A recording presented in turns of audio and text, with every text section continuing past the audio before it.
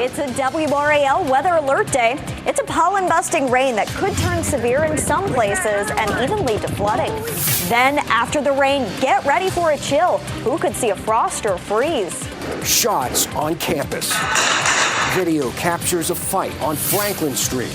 And we're asking campus police why no alert was sent out. Then, the chicken or the egg? We examine why the price of poultry has stayed level while the price of eggs has skyrocketed. Let's get started with this weather as we take a look over Wake County. A gray, cloudy, rainy day across our area. You can see a couple rain droplets on the lens there. A lot of clouds in the sky. Thank you for joining us here at 7 o'clock. I'm Dan Haggerty. So that second round of rain is starting to push through our area right now at this hour. It's a WRAL weather alert day. You know this. It's been raining all day long. And that severe threat isn't quite done with us just yet as we take a live look at the radar right now. You can see that storm blanketing just about everywhere aside from the coast right now. Let's get to Kat Campbell in the Severe Weather Center. Kat, the radar is going to stay active through the night. Absolutely. It is quite colorful at the moment. A live look at the dual Doppler 5000 radar. We do have some lightning filling in. That's moving toward Cumberland County at the moment. The rain is widespread across Wake County, and it's about to get a little bit heavier. The heavier rain over Jordan Lake is headed your way. And then we still have a lot more rain to come, filling in from the west. Let's zoom in here on Wake County. We're seeing some heavier rain starting to move toward the airport. It's going to be moving toward Apex and Cary before it gets to Raleigh, of course. It's lighter rain in Durham, and this heavier rain is staying just south of downtown Durham at the moment. But check this out. Look at all this heavy rain in South Carolina. This is all going to be filling in to the north and east. So you've got this round of rain coming, and then you still have all of this rain off to the west that's going to be moving in. And out ahead of it, there have been some tornado watches down into South Carolina and Georgia. For us, it is a severe thunderstorm watch and only a couple of counties, mainly along and east of I-95, but Fayetteville is included. This does not, however, include Wake County or the Triangle.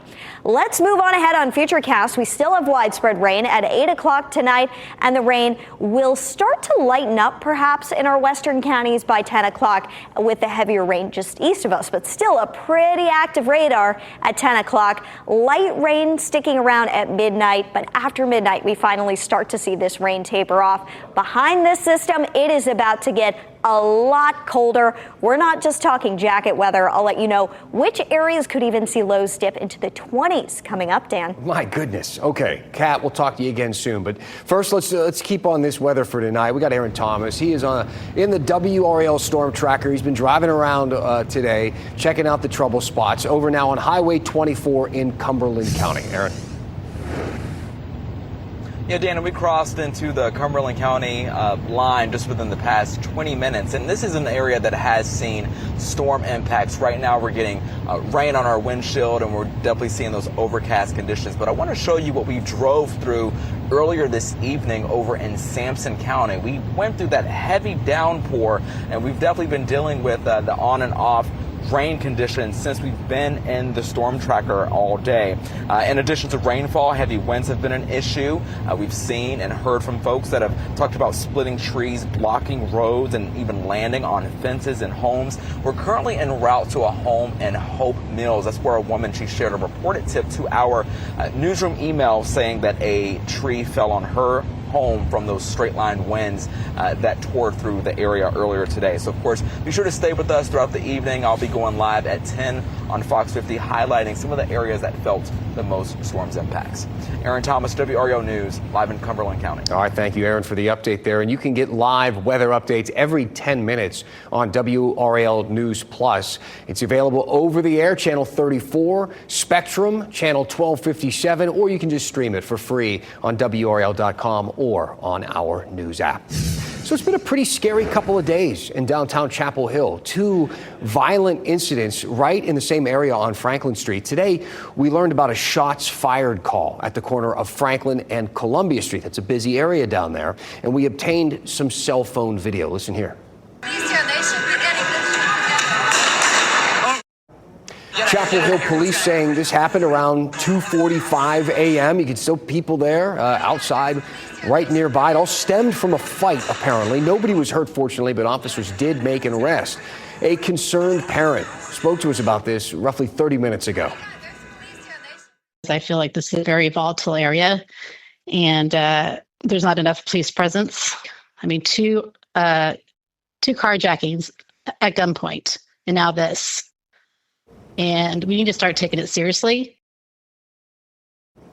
WRAL asked why UNC didn't send out an alert about this. About 10 minutes ago, they did respond to us saying that no alert Carolina was sent in this case because there was no ongoing threat to campus. The suspect was arrested approximately 5 minutes after a Chapel Hill police officer responded to that incident. But you heard that parent mention carjackings. So on Saturday, not even 500 feet from where that shots fired call came in, someone carjacked a student at gunpoint. This happened around 12:45 Saturday morning in the Carolina Square parking deck. Police later found that car in Durham, but they are still searching for the suspect. An argument over a child's booster seat led to a deadly car crash in Apex this weekend. A 72-year-old grandmother was struck and killed by her son-in-law's car as he was picking up her grandchild. WRAL's Chelsea Donovan was in the courtroom when the new details came to light. It was a dispute over a booster seat that led to this deadly altercation. A grandmother in Apex wanted to make sure that her 6-year-old grandson was secure in the car before going to her father's for the weekend. Then she was run over. This woman in the raincoat just lost her mother on Friday, 72-year-old Fakuyo Bryant, after she was hit and dragged by a car right here in Apex in front of her home. My name is Bradford Brown. This is the man accused of killing her while doing a custody exchange for a 6-year-old son at the grandparents' house. There was an argument at the car in the driveway where the grandmother was trying to open the back rear door and had opened it and was trying to retrieve the 6-year-old son because the defendant didn't have a child booster seat. The defendant's accused of putting the car in gear in reverse and rapidly accelerating and drags the victim. She died. The victim and her husband were married for 48 years, just celebrated their 48th wedding anniversary. Melanie Davalos, the family's attorney, said they've had a history with Bradford Bryant. There have been numerous instances where he was volatile in the past. Bryant disagreed.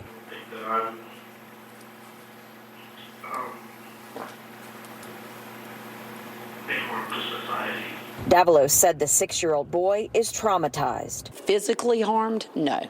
Scarred for his entire life? Yes. Brown was given a $500,000 bond and ordered no contact with his son or the victim's family. Chelsea Donovan, WRAL News, Raleigh. Let's take a minute and roll through a few of the big headlines on this Monday evening. Here are the 5 things you should know right now. We've got a couple of big court cases we need to tell you about first. First, the man charged in a crash that killed a Garner family of 3. This is a crash, if you remember, it happened on Memorial Day last year. Well, today, Jordan Porter appeared in court asking for reduced charges from second-degree murder to second-degree manslaughter. The state said that's probably not going to happen. A trial is set for next year. The other court headline today stems from a 2-year-old murder case. Kevin Munn reached a plea deal to avoid the death penalty. This is the man charged with killing the wife of a preacher in 2018 and a businessman in Vance County in 2018. He pleaded guilty in both cases. The judge gave him 2 life sentences without parole. So talk about a rough day on the roads. Mail brought the morning commute to a halt on I-40. This was the scene near Page Road. The mail truck crashed with crates of mail that then scattered all over the highway. Cleanup took hours as crews picked up each piece by hand. Some sensitive information in those envelopes as well. Those 60,000 voters at the center of North Carolina's Supreme Court race can breathe a sigh of relief for now. Last week, an appeals court ordered those voters had to prove their identity within 15 days. Today, the state Supreme Court said, well, not so fast. They blocked that order. But again, their work isn't finished yet. They'll likely have to make a final decision in this case. But then again, it could end up at the U.S. Supreme Court. So we'll keep you posted. Sports bettors did pretty well last month. I guess that the real winners of March Madness are the people at home making a couple of bucks. North Carolina set a record for sports gambling in March, $685 million. Bettors won more than $643 million. That is a record as well. Since online sports gambling went live, more than $7 billion has been wagered so far. We got an all-timer in the inbox this week. Why are chicken eggs more expensive than chicken meat? It's a pretty good question, don't you think? The price of wings hasn't changed much, but eggs, they've been all over the place. It's part of the in-depth mailbag coming up. But first, we got a new segment that we're rolling out for you on Mondays. It's a look ahead to what's on deck this week in the news. On Wednesday, President Trump's reciprocal tariffs take effect. Those 10% across-the-board tariffs are already in place. Anything higher than that starts on Wednesday. Two things to watch for on Thursday. In the morning, the March inflation report will come out. This could be big for interest rates. Then at noon on Thursday, Canes playoff tickets go on sale. There's a link on the team's website if you're looking to get in on the action. We are going to be back right after the break.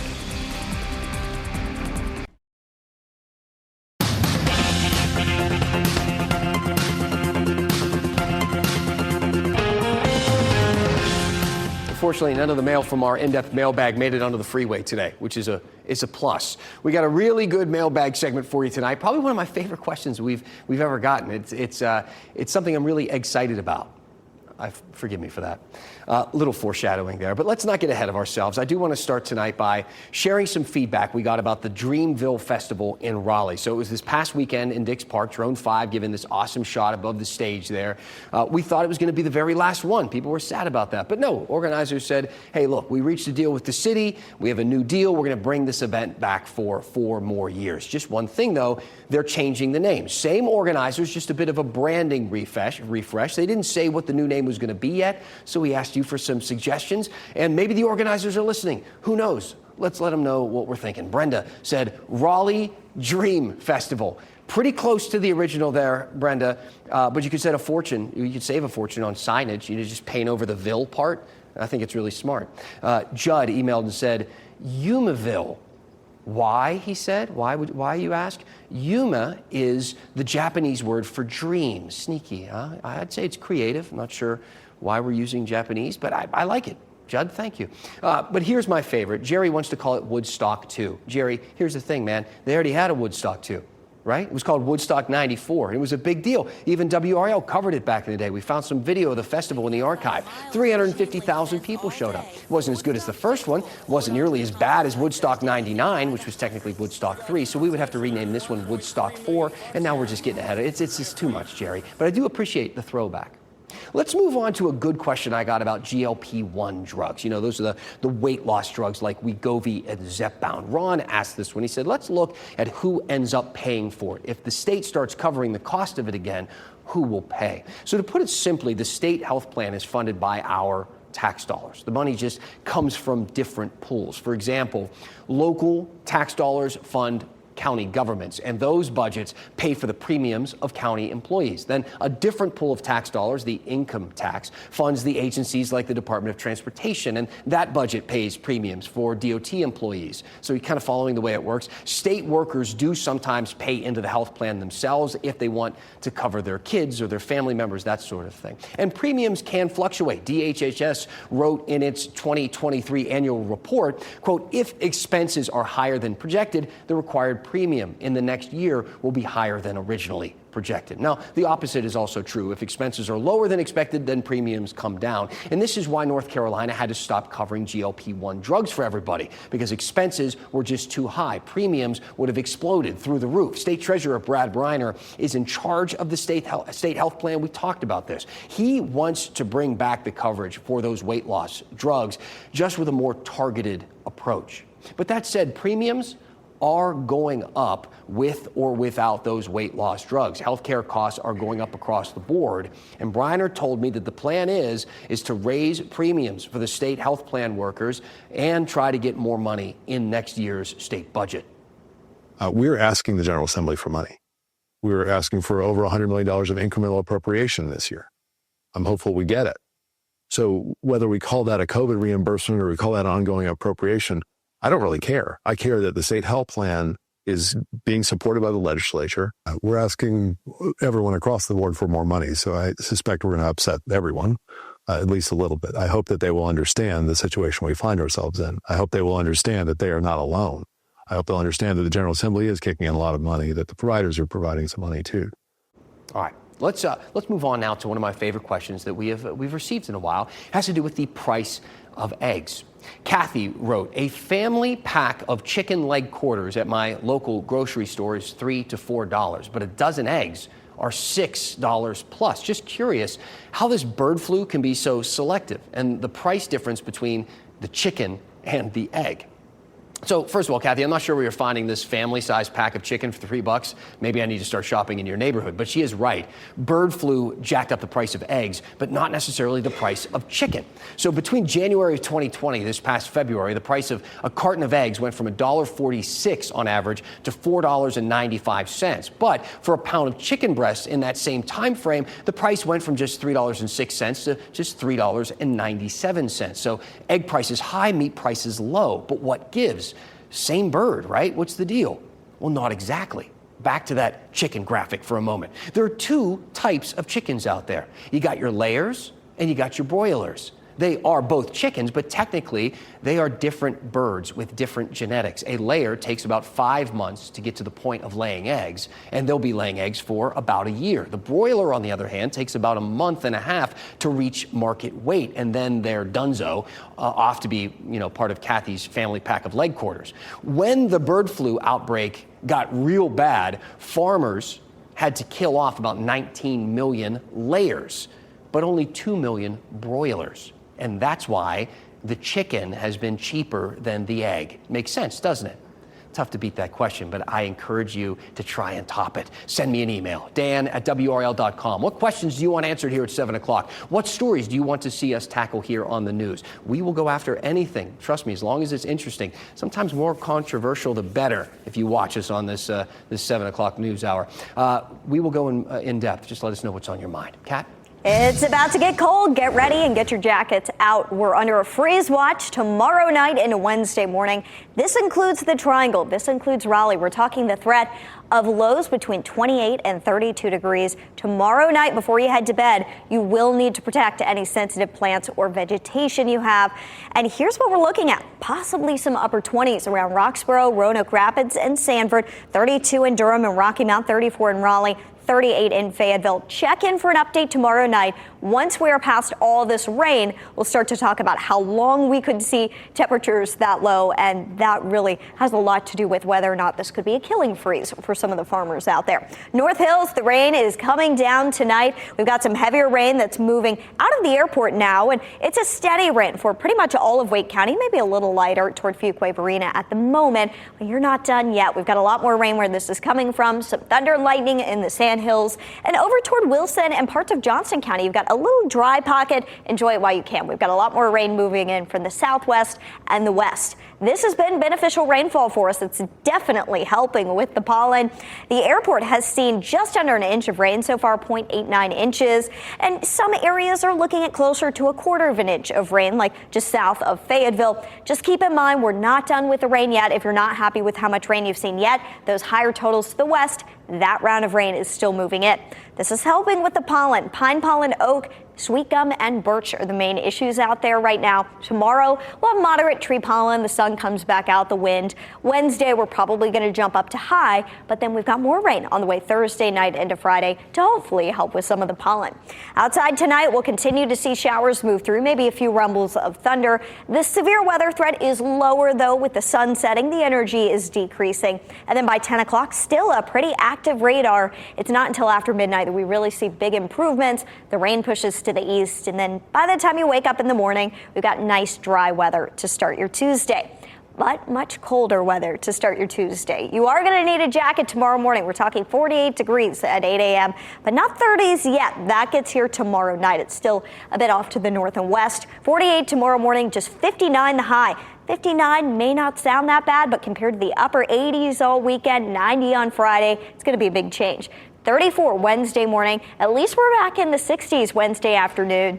And then Thursday, we start to see temperatures going back up. But definitely no more 80s and 90s, or at least upper 80s coming anytime soon. Tomorrow morning at the bus stop, the kids will need their jackets. It's a sunny start, though. By noon, 54. And keep the extra layer handy during the afternoon. You got sunshine and dry weather. So if you had any kind of soccer games or any kind of outdoor activities that were canceled today because of the rain, you are going to be drier for those tomorrow and Wednesday if they're rescheduled. We'll watch Thursday night into Friday for rain and storms again. And the weekend does look like it dries out, but it is going to stay cooler. And we've got a lot of clouds that are likely to linger. 80 degrees coming our way a week from today, Dan. Warms back up. Thank you, Kat. Hey, don't go anywhere. We have an exciting update for you in our One Last Thing tonight. Stick around.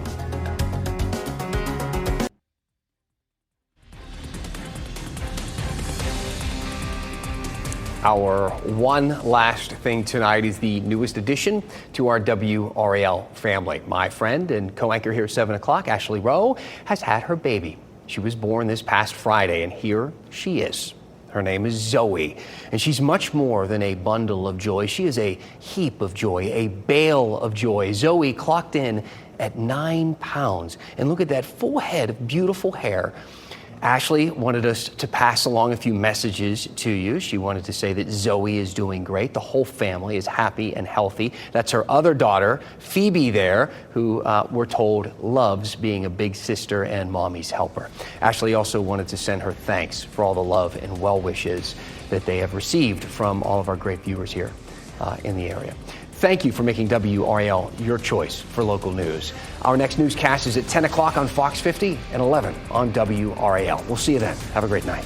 Keep watching WRAL News over the air Channel 34 and Spectrum Channel 1257.